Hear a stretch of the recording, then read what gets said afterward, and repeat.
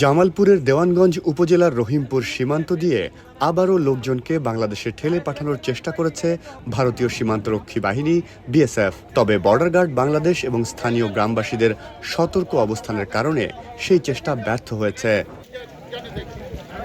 স্থানীয় সূত্র জানায়, ৯ জুন গভীর রাতে রহিমপুর সীমান্তের 1080 নম্বর পিলার সংলগ্ন এলাকায় বিএসএফের একটি ফটকের সামনে ৩টি ভারতীয় গাড়ি এসে অবস্থান নেয়। গাড়িগুলোতে কয়েকজন লোককে দেখা যায়। একই সঙ্গে সেখানে বিএসএফের সদস্যদেরও উপস্থিতি লক্ষ্য করা যায়। খবর পেয়ে স্থানীয়রা লাঠিসোঁটা ও দেশীয় অস্ত্র নিয়ে সীমান্ত এলাকায় জড়ো হন।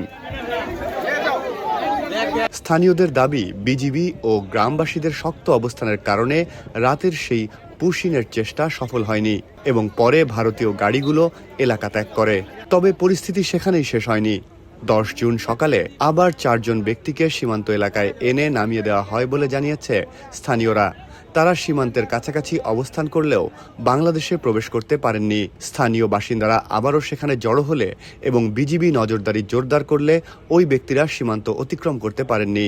এদিকে বকশীগঞ্জ উপজেলার ধানুয়া কামালপুর সীমান্ত দিয়েও একই ধরনের ঘটনার খবর পাওয়া গেছে। সেখানে এক মধ্যবয়সী ব্যক্তিকে বাংলাদেশে ঠেলে পাঠানোর চেষ্টা করা হয় বলে অভিযোগ রয়েছে। বর্তমানে তিনি শূন্যরেখার কাছে অবস্থান করছেন।